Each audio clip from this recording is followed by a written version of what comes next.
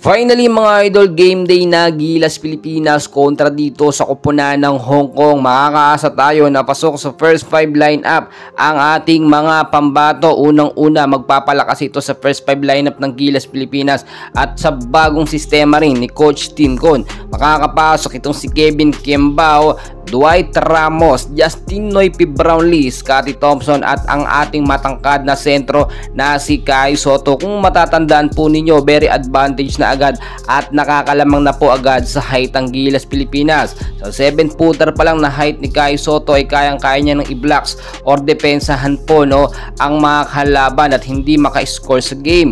Kung titignan nyo rin, eto nga pong kupunan ng Hong Kong ang napakalaki ng advantage natin. Hindi nga sila makapasok-pasok sa FIBA, samantalang namang Gilas Pilipinas laman ay laging nakakapasok. Yung mga tinalo noon ng Gilas Pilipinas na mga team ay hindi naman matalo nitong kupunan ng Hong Kong. So napakalaki po ng tsansa natin na manalo sa unang game kontra sa Hong Kong. Kung titingnan nyo rin, hindi na kinakailangan talagang gamitin pa yung mga reserve player.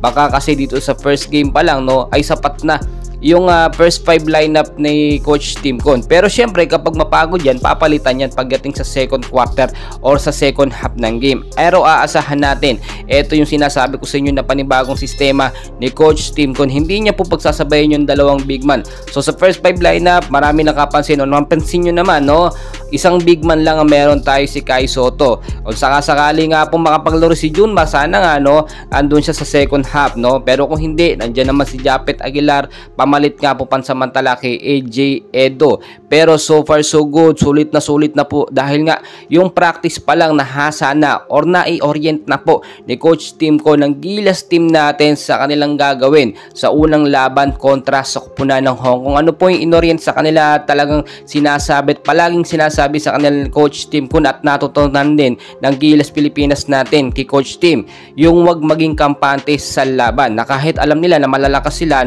hindi pwedeng maging kampante at magpapetiks-petiks na lamang.